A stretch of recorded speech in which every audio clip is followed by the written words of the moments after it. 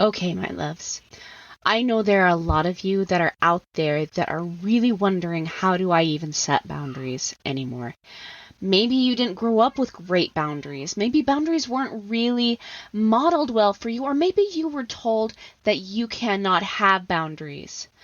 Maybe you're tired of being gaslighted in your relationships, and you're tired of feeling crazy all the time and guilty for trying to make a difference in your life. If this is you, then I want you to come schedule a call with me. Let's chat about the Unashamed Image Program. The Unashamed Image Program is geared towards you specifically. I am going to be helping you in our next upcoming session of the Unashamed Image. I am personally going to train you how to not feel crazy when someone is gaslighting you, how to be able to stand your ground, to keep your boundaries intact, and to also see through the bull crap. I am also going to be teaching you how to set really confident boundaries that you can really rely on. And I'm going to help you communicate them in a way that really makes sense. Basically, I'm going to help you live a life free of shame and on your terms. If you are ready and you are done feeling all the shame and guilt for trying to set boundaries, if you are not willing to live another moment the way you are right now and in somebody else's shadow, then this is the time to schedule that call with me. It's completely free, no pressure, just love, just support. Go to www.erinandersonthetraumacoach.com. Scroll down the page to where it says, Let's Chat About Working Together. Click on that button and it'll take you to my booking page. If you're ready to live the unashamed life, schedule that call. Let's get you in the Unashamed Image Program, my loves. From my heart to your heart. Bye. Hey there. Welcome to Erin Anderson Betrayal Trauma Coaching. And a brand new podcast, actually. This is a whole new territory for me. Something I have never done before, but have felt the pull and the draw to do it for a long time. Just definitely felt that prompting that this is something that needed to be done. And honestly, I'm a little nervous about it because I've never done it. Never done anything like this before, and I am such that I have to have a very good product to send out to the world. I have to make sure that it is the very, very best, and when you're new to things, sometimes they're not always the best thing, you know? But hey, I also am a big believer in progress, not perfection. So here we go. We are totally starting this. And hopefully you guys will be along with me for the journey and will enjoy the ride. Because I really do love talking about how to heal from betrayal trauma and my experiences with it. And I will say this, that I come at this from a Christian perspective.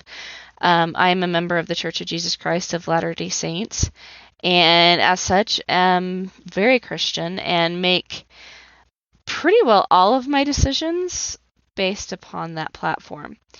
It gives me a really good road and guide as to the directions that I need to take in my life and the decisions I need to make. And as such, I've been really, really grateful and been met with peace with the decisions that I have made, and oftentimes many miracles and blessings.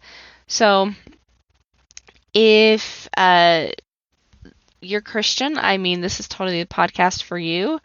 If you're trying to heal from betrayal trauma, no matter how severe it is, this is totally the podcast for you. And even if you're not Christian, even if you're not healing from betrayal trauma, I think this is definitely a good podcast to be listening into. Even if you don't adopt, the Christian idea or ideology, hey, that's totally fine. A lot of the mindsets that I teach in this podcast are going to be really powerful, no matter who you are or what you're going through or what you're doing. So that being said, I want this podcast to be, like I said, definitely something that we can discuss betrayal trauma in, and how to heal from betrayal trauma. And I also want it to be an opportunity for you to learn, to really gain some fabulous resources. And, where I can get a deeper connection to my audience, to reach more people with the story and the message that I have. And, I'm a firm believer in your message. Your mess is your message, and that has definitely been true for me. And so I'm going to teach you guys, based upon my experience. I'll share my story with you today. First episode ever. Woohoo! This is exciting. And, through the next few episodes, I'll talk to you guys about some of the things that I've learned. Many times it was through visions and through scripture that I was able to understand things in a way that I feel was conducive to my healing and, honestly, for me starting this entire brand. So it's really cool to see how our messes are often our messages, and how they often lead us down a path that is a miracle, and always has been a miracle from the beginning. I am so grateful that I went through what I did, because even though it was extremely hard at the time, the journey I've taken, and honestly still continue to take. I'm still alive, still walking around this planet in a skin suit, so, I'm not perfect yet. Still learning this journey. But the things I have learned have really brought about a fantastic individual. I'm really proud of who I am and what I have done in my life. Excuse me, yawn. So, I'm going to go ahead and tell you guys about my story. I think that's where we're going to go for this first episode. And because I feel like if you guys can understand maybe where I'm coming from, that's going to be powerful for you. And I will say that every single one of my relationships, every single one of them has had some layer of betrayal trauma. And that's probably not really a new thing for anyone. I think everybody experiences betrayal trauma at some level, at some point in their life, usually earlier than later. So it's not really a new subject. Some is more extreme than others. I would say mine was probably fairly moderate. And some of it is way worse than mine. I get that. Like, I honor that I haven't definitely gone through the darkest, deepest corners of the earth and come back from it. And, some of you, I think, definitely have. I mean, some of the things you guys are going through and dealing with are just awful. And I really applaud you for taking one step and then another and then another. I mean, just to continue to move through your own personal hells. And mine definitely was a personal hell. I mean, ever since I was a child, I've always felt, at some degree, unloved, unwanted, unappreciated, unseen. Um, and I also felt like in order for me to be seen, to be loved, to be wanted, I had to jump hoops for people. I'm grateful for my dad. My dad is a fantastic human being. My mom is too. They really are. They're great people. But as any parents, I mean, they leave scars on their kids. And I am definitely not immune to that either. I try to be as good as I possibly can to my children and try to really be there for them emotionally, physically, spiritually, mentally. But sometimes I totally miss the boat and I totally fail and they feel it.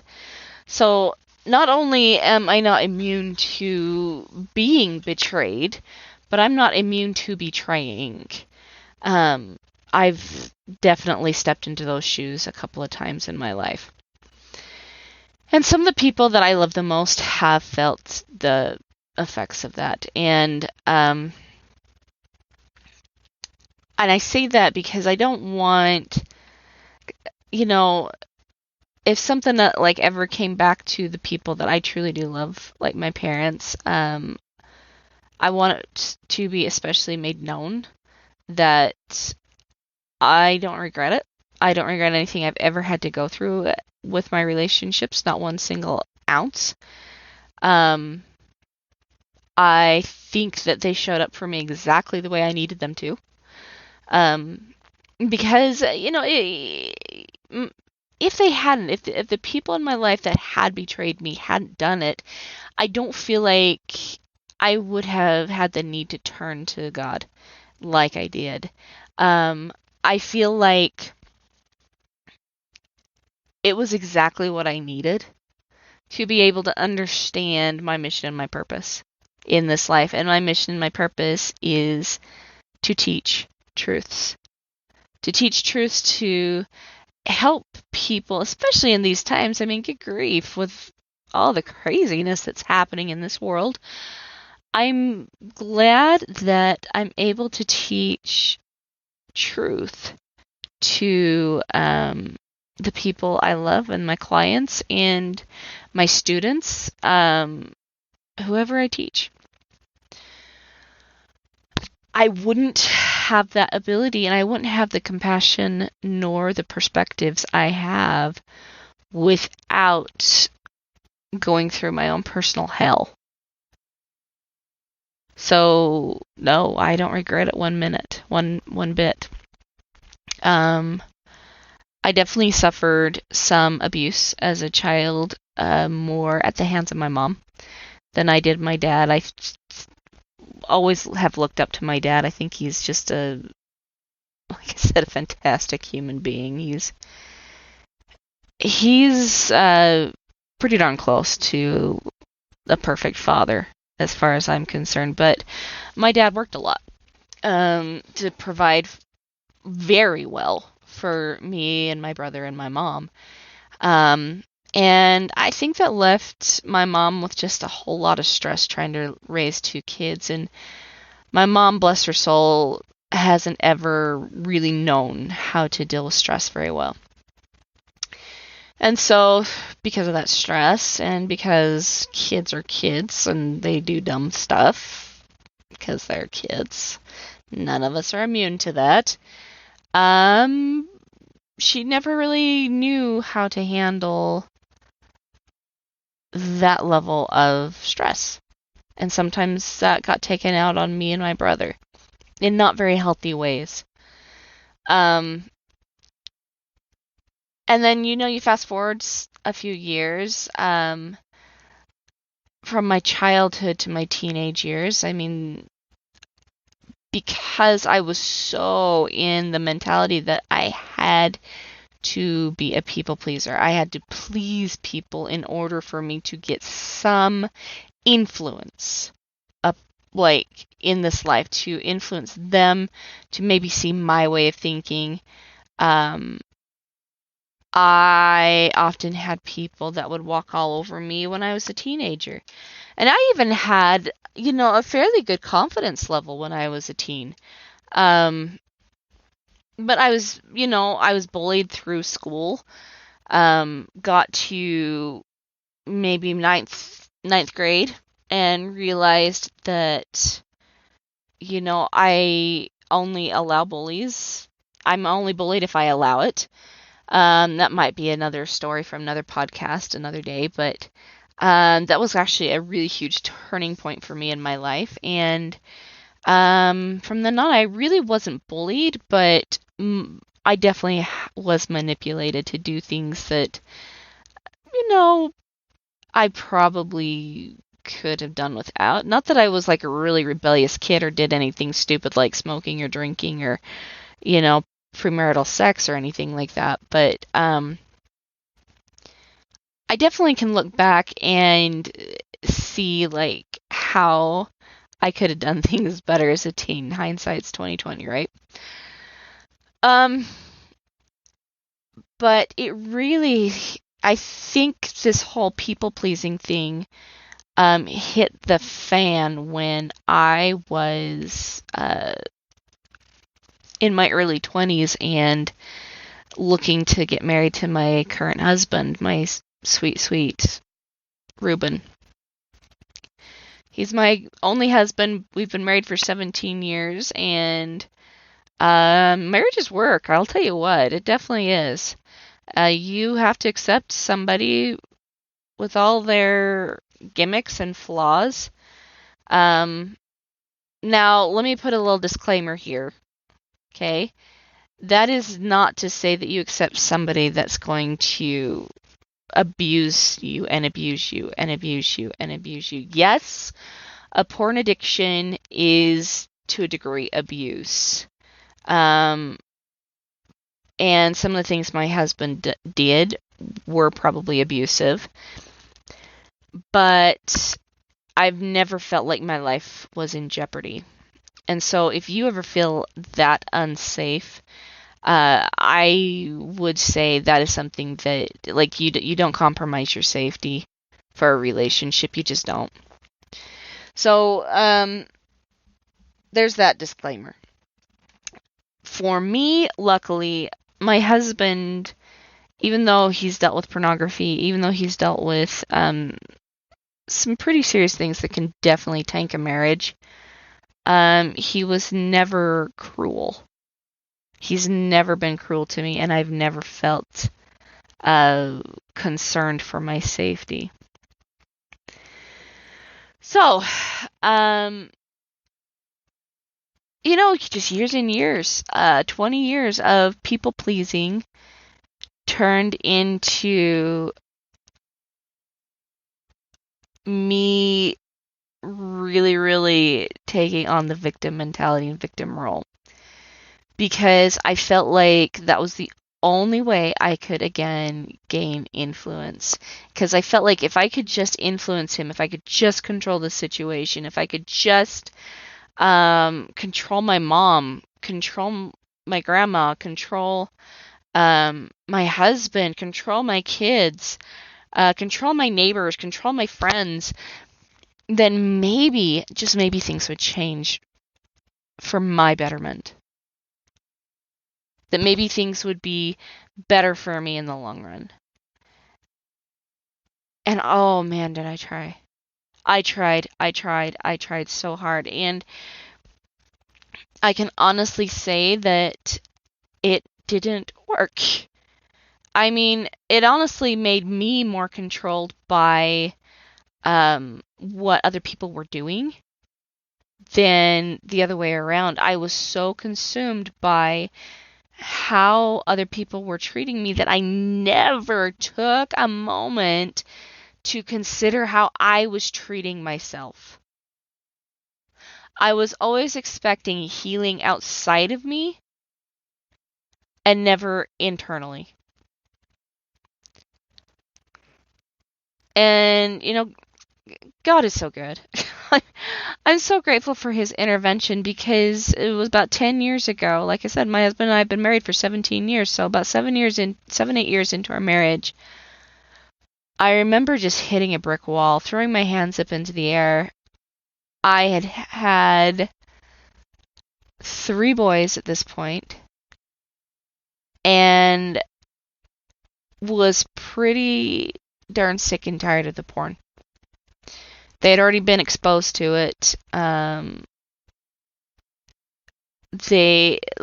It was really causing a problem for me and my husband in our marriage, and I got to a point of, if I divorce him, it's going to break me, it's going to break my kids, it's going to break him.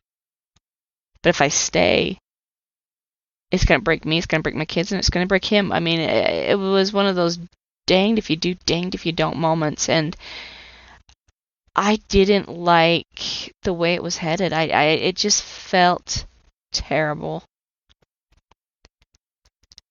I had tried everything I could think of, and nothing was working.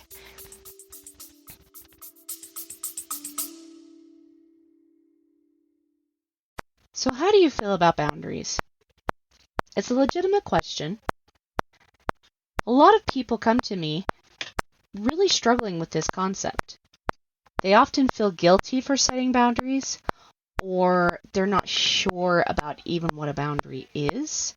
They've heard the term, set the boundary, things like that, but that's really confusing for them because it's not something that's well taught in our society nowadays, right? They know that boundaries are really important to having healthy, constructive, supportive, and wonderful relationships, but why? And oftentimes they also know that they feel like their boundaries are being violated, but they can't quite pinpoint what the boundary is that's being violated.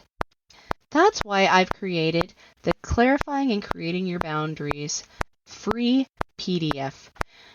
You can find out what your boundaries are, how to tune in to what the boundary needs to be, and how to effectively create and communicate your boundary, so that way you stay in this place that respects you, respects the other person, but also gives you the confidence in your boundaries, so that way you stop being gaslighted, disrespected, and unseen. Having your boundaries really clear gives you a voice, and also helps the other person stay in accountability with themselves, so that's not a role that you have to take on anymore. So if you are ready to really have clear boundaries, to really understand what your role is in the boundary, and to give yourself some safety and some protection against people that might try to gaslight you or are just being disrespectful, go grab my Creating and Clarifying Your Boundary PDF at erinandersonthetraumacoach.com. And while you're there, let's schedule a call with me. Come have a chat with me so that way I can really, really help you master this particular skill, creating boundaries, clarifying the boundary, communicating that boundary, and so that way I can also help you have relationships that show up to support you, cherish you, and love you.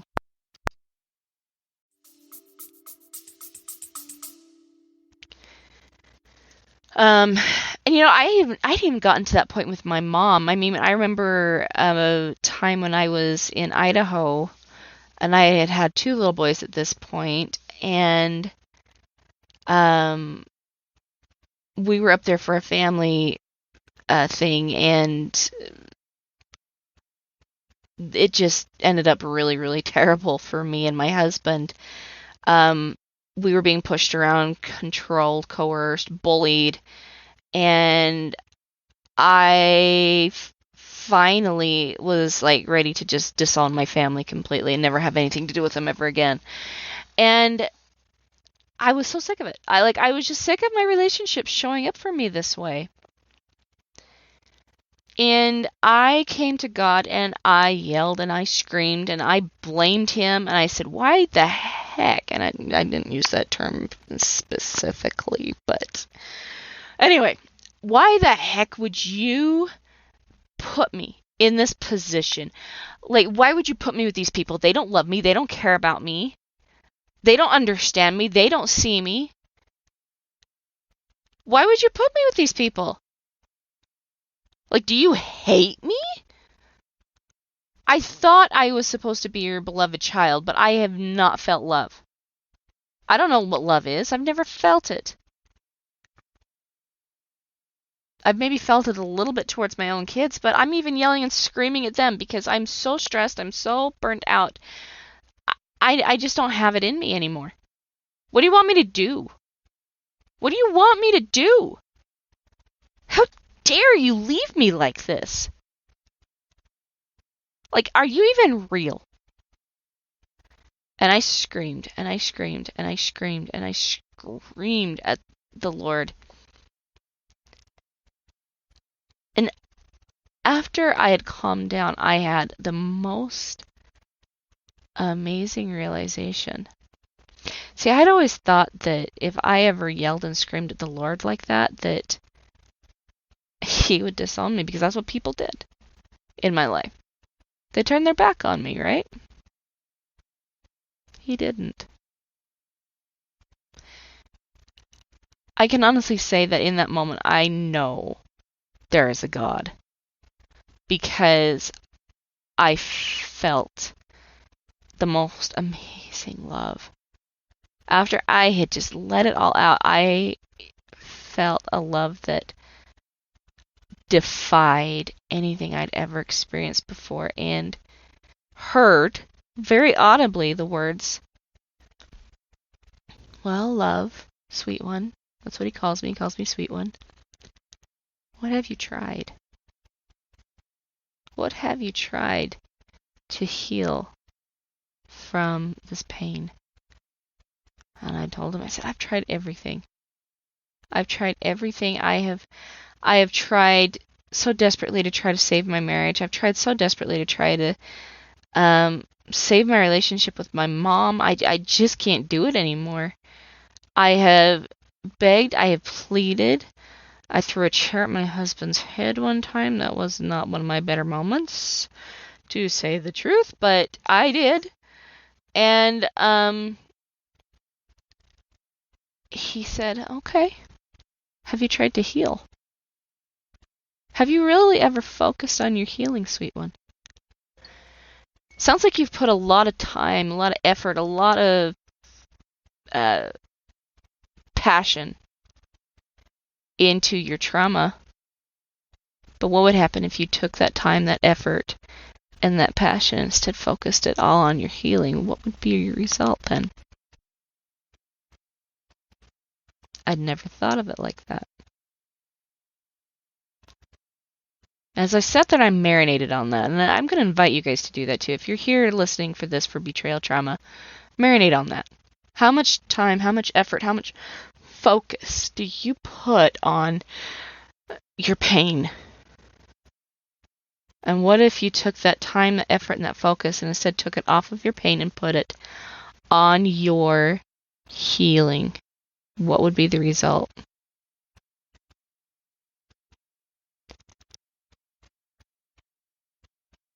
And I told the Lord, I said, I don't know. That's not something I'd ever considered before. The pain has been so in my face for so long that I honestly didn't know. I had no idea what I would do. I don't know how that would change. I don't know how that would look. And so He then asked me, He said, okay, what if you gave me your will? What if you gave me your will and let me heal you? Let me show you how to heal. Are you ready to really let your will be mine and not your own? Are you willing to listen to me and do as I ask? I want to read you guys a quote really quick by Ezra Taft Benson. And it's one of my favorite quotes. Let me find it, guys. Hold on a second. I'm kind of Benson. I'm putting it in my phone if anybody's wondering. Men and women who give their lives to God. And I don't know if you've heard of this quote, but it is fantastic. It says, men and women who turn their lives over to God will find out that He can make a lot more out of their lives than they can. He will deepen their joys, expand their vision, quicken their minds, strengthen their muscles, lift their spirits, multiply their blessings, increase their opportunities, comfort their souls, raise up friends, and pour out peace. So let me say that one more time. Men and women who turn their lives over to God will find out that He can make a lot more out of their lives than they can. He will deepen their joys, expand their vision, quicken their minds, strengthen their muscles, lift their spirits, multiply their blessings, increase their opportunities, comfort their souls, raise up friends, and pour out peace. And I can tell you that ever since I chose to give my will over to God, and it is a daily by daily decision. I mean, there's days that I think I could do better with giving my will over to Him than others. But that promise has definitely been made true. 10 years ago, I decided to give my will to God. And today, He consistently pours out peace. There's peace in my home. There's love in my home. He made good on His promise. And He continues to make good on His promise. And honestly, that's part of the reason why I'm here. This is why I teach, is because of His miraculous love.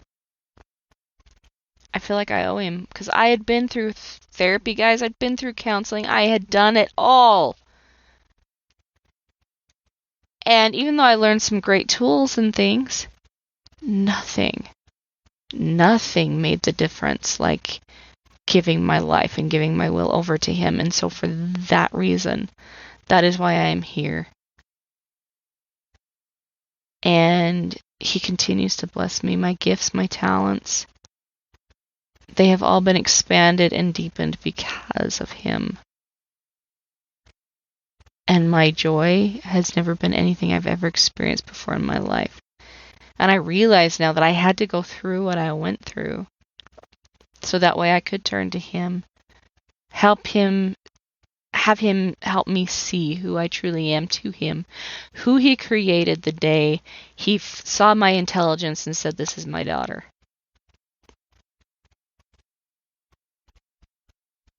I know that with perfect clarity now.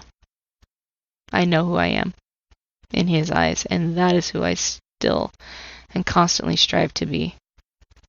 And He teaches me more about that person still to this day. So, there's the beginning of my story. This is a 10-year journey, so obviously, that's not the end by any means. Matter of fact, my end has still not been written. I'm still writing this story, and I'm still finding what it means to be a healed individual from betrayal trauma. And betrayal trauma is still something that latches onto me here and there. But I understand that God's got this. And He's got me. And with that perspective, stress, anxiety, worry, all those things have no longer been my companion or constant. Okay. Next week, I'm going to go a little bit more into my story and talk about the very first thing that the Lord showed me. in my healing process, the very first vision, it was, I think, if I remember right, that very night when I said, okay, God, I will give you my will. That was totally the beginning of my journey, because that was my third option, my third alternative. It wasn't either I have to choose in or I have to choose out. It was I get to choose to heal on my own before anybody else does. I don't have to wait for them to realize what they have. I have to do it first. Okay, guys. Don't forget to treat yourself the way you want to be treated. That's a really, really good principle to live your life by and also to heal by. And I will see you in episode 2 where we talk about the first vision I had. All right. Thanks, guys. I'll see you later. Bye.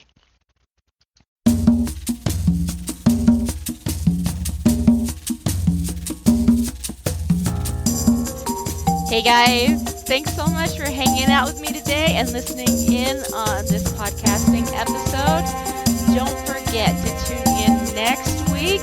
It's gonna be awesome.